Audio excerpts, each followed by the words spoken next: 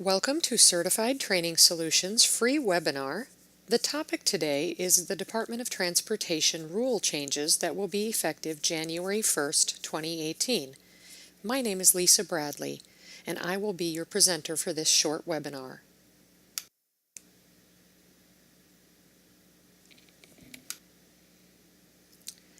This webinar covers some of the important points of the new regulation changes that will be effective January 1st, 2018.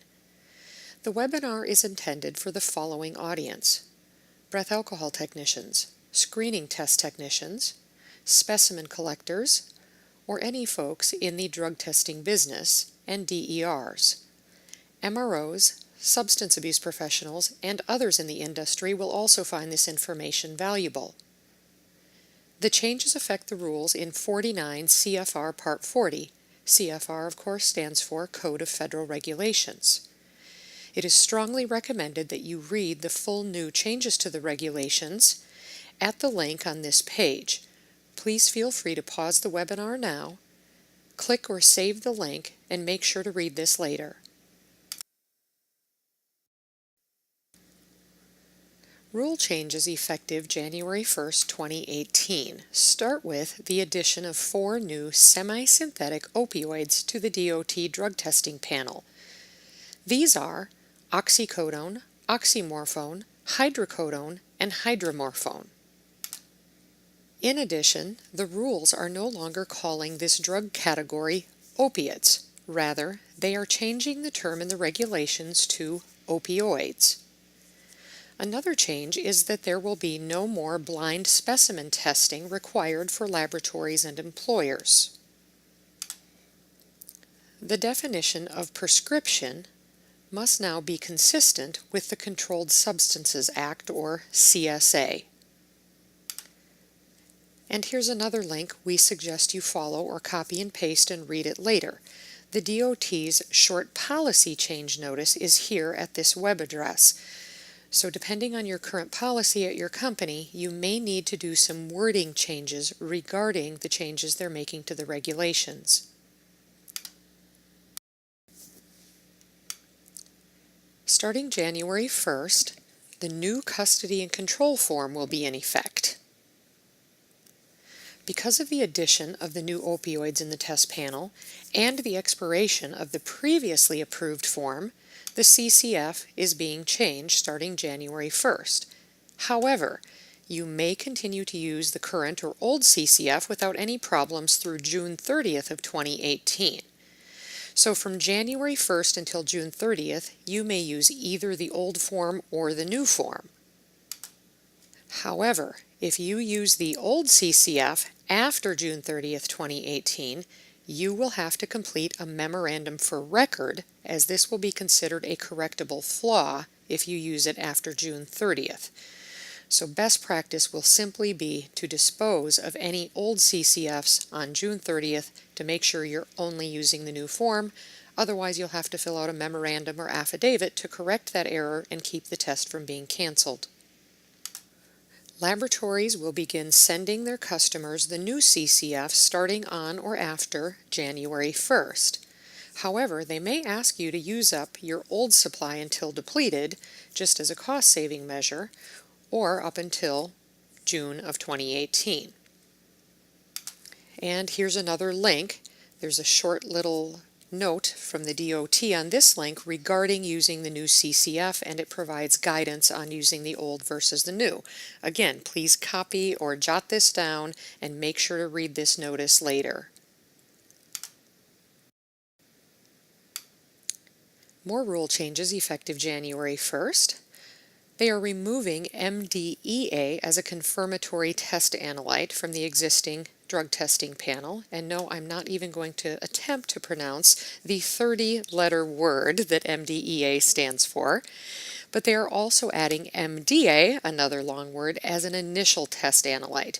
It doesn't really affect the job of the collector, but just something good to be aware of. Both of these drugs, MDEA and MDA, come under the amphetamines panel in DOT drug testing. This next one is a biggie. BATs, STTs, collectors, and substance abuse professionals must subscribe to ODAPSY's listserv. Here's the address for that. If you have not signed up in the past, very important that you go to this website, enter your email address to start receiving any regulatory updates, changes, and notices from the DOT and the Office of Drug and Alcohol Policy and Compliance.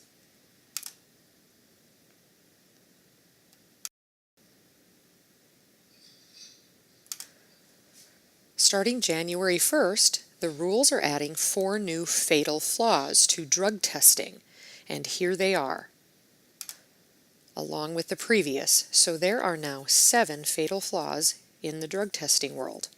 1, there's no CCF. If you send a specimen to the lab with no custody and control form, fatal flaw, canceled test. You don't want to do that.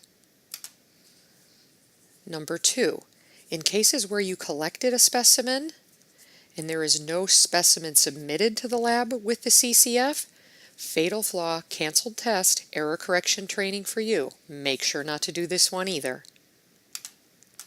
Number 3, this is the same. There's no printed collector's name and no collector signature in Step 4 of the CCF. If you fail to both sign and print your name in Step 4 on the custody and control form, again, fatal flaw, canceled test, there's no way to fix it, error correction training for you.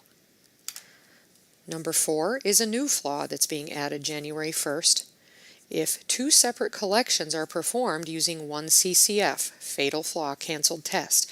Remember, as collectors, if there's a situation where you need to collect 2 specimens, say the first one is temp out of range or there's evidence of adulteration or tampering, and you have to collect a second under direct observation, you must complete a separate CCF for each of the collections. You cannot document 2 collections on one form. Number 5 is not a new one. The specimen ID numbers on the specimen bottle and the CCF don't match. This has been this way for a while, so always make sure that you use the seals from the correct form, send it with the correct CCF, and that the ID numbers on both the CCF and the specimen bottles you send to the lab match. Number 6, if the specimen bottle seal is broken or shows evidence of tampering, and a split specimen cannot be redesignated, this is a fatal flaw, canceled test. And finally, number 7, because of leakage or other causes, if there is an insufficient amount of urine in the primary specimen bottle for analysis and the lab cannot redesignate the specimens, again, fatal flaw, canceled test. On a final note on this topic, remember, fatal flaws always cause a test to be canceled. There's no way to fix them. They can't be corrected like correctable flaws where you fill out a memorandum for record. So just know that if there's ever a fatal flaw, there's nothing you can do about it except go through your error correction training within 30 days of being notified of the error to remain in compliance. Starting January 1st, some of the language regarding correctable flaws is being changed. The new rules include a wording change regarding correcting the error of using a non-DOT form for a DOT collection. The new language removes the dates relating to the past 2010 forms that you could use into 2011. And below is the new rule language. Under 40.203, what problems cause a drug test to be canceled unless they are corrected? D3, the collector uses a non-federal form or an expired CCF for a test.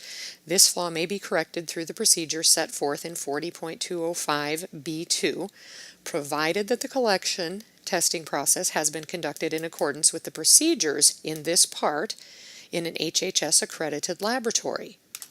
So basically, just like as in the rules before, you would simply need to draft a memorandum for record noting that you used the wrong form and why, such as we ran out of DOT forms, I had to use a non-DOT form to complete the test, and you also need to note what you're going to do to prevent this type of error from happening again in the future, and document that you followed the correct and proper DOT collection procedures for this particular collection, and that all required information is included on the form that you did use.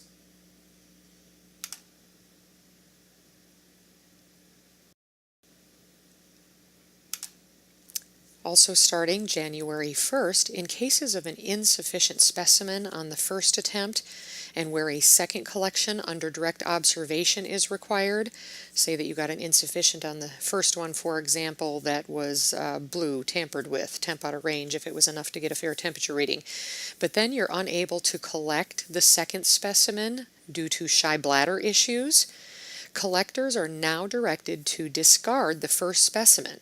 Don't send anything to the lab. This is a change. And then report it out as a shy bladder situation and let the medical review officer and the physician handle the whole situation as a shy bladder. And then, of course, the MRO and physician determines if there's a medical reason why the person could not provide a sufficient specimen. And just on a side note, if the physicians determine there's no medical reason why the person could not provide a sufficient specimen, then the situation is handled as a test refusal by the employer. But the important change here is that you will no longer send an insufficient to the lab where you cannot obtain a second specimen when one is required. You simply throw away the first one, report it out to the employer as a shy bladder situation documenting what happened and that you were unable to collect the second under direct observation due to shy bladder. And here's the DOT's wording. Regarding the questionable specimen scenario, the DOT is adopting the proposed amendment to Part 40 without change. When a second specimen in a situation calling for a recollection under direct observation cannot be obtained for shy bladder reasons, it made sense to discard the first questionable specimen and rely on the insufficient specimen process for a result. In the insufficient specimen process, an MRO with advice from a referral physician determines whether there was a refusal to test or not. This approach of discarding the insufficient specimen is simple and direct and should reduce opportunities for confusion. It is also a cost-relieving provision.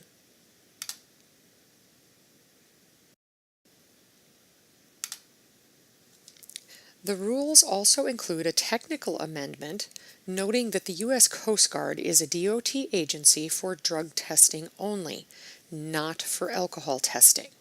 This means Coast Guard folks will follow the DOT's Part 40 rules for drug testing and collections only, but not under their alcohol testing program.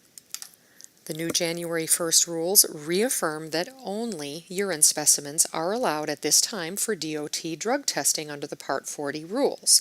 So remember, you can't use hair, blood, saliva, or any other type of testing at this time for drug testing, urine only. However, note that if you come under the FRA, Federal Railroad Administration, or the Coast Guard, in post-accident testing situations, those two particular agencies do have some special rules regarding the use of other body fluids, but post-accident situations only, and if you are FRA or Coast Guard, you should be aware of these rules. They are also adding new language that DNA testing is not allowed on DOT specimens. Period, paragraph, no DNA testing is allowed on DOT specimens. The new rules also authorize medical review officers to obtain some additional testing, such as THC-V testing and testing for some stereoisomers of amphetamines and methamphetamines at their discretion in the cases of potential positives. And if you're interested in learning more about the background and how this works, you can certainly pull up the new Part 40 rules and read more about it in there. But again, that's nothing that affects the job of the collector.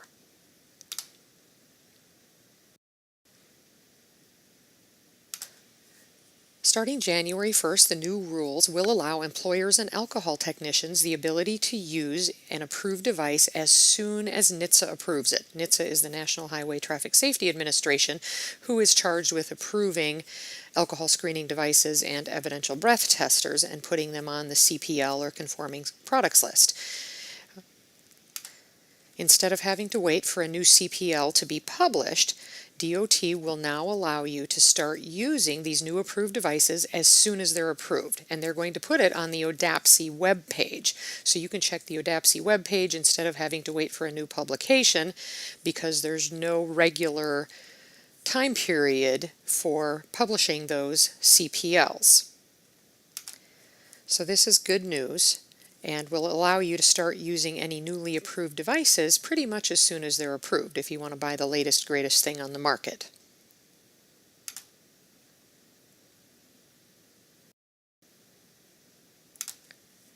They are also making some changes to the wording regarding the collector training requirements. In addition to collectors having to sign up for ODAPSI's listserv so that you receive email updates, you also are required to know very well, so we suggest you read and study the publication DOT Urine Specimen Collection Procedures Guidelines. And if you click on the link about halfway down on this page, you can get to that document. Make sure to read it, print a copy. A new one should be published here shortly by the DOT to update it with the new rules. So here's what the language says under 40.33. What training requirements must a collector meet? First, basic information. You must be knowledgeable about this part, meaning the Part 40 rules, the current DOT Urine Specimen Collection Procedures Guidelines, and DOT agency regulations applicable to employers for whom you perform collections, DOT agency regulations, the DOT Urine Specimen Collection Procedures Guidelines, and other materials are available from ODAPSI, and here's their contact information and their web address. You must also, under the rules, keep current on any changes to these materials. So you have some responsibility to go out there, check to see if any materials or publications have been updated, read those, familiarize yourself those. So here again at the bottom of this page is the address to subscribe to ODAPSI's listserv. That is the best way to make sure you keep up on any changes to the regulations, and starting January 1st, again, it is required by the regulations that you sign up for this update list.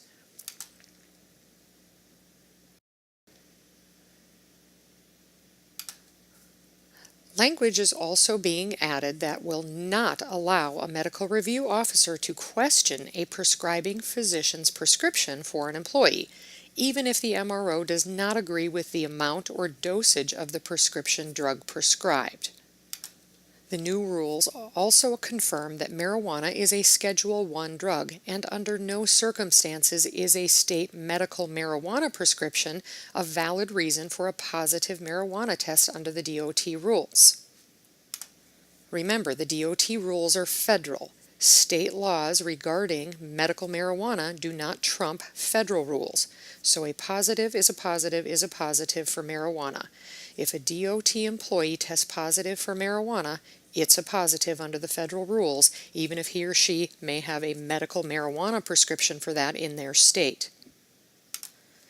And here is something new, 40.365. What is the department's policy concerning starting a PI proceeding?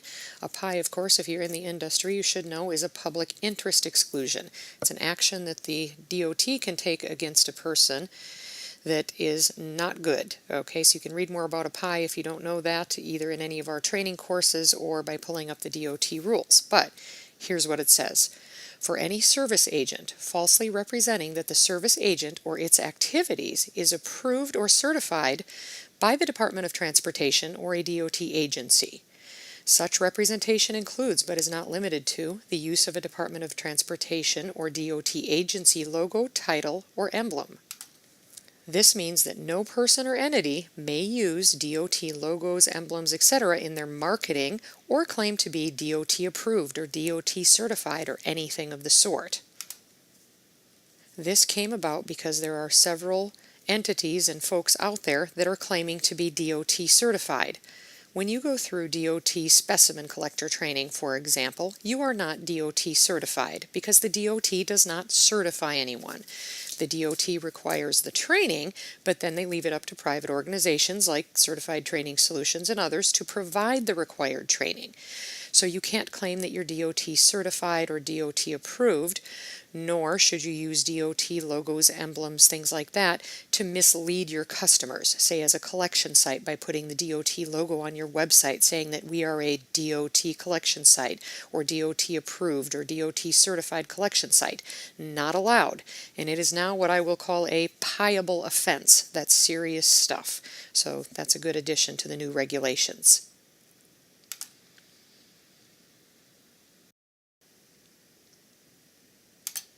Okay, just so you know, there are approximately 6.3 million DOT-regulated drug tests that occur every year.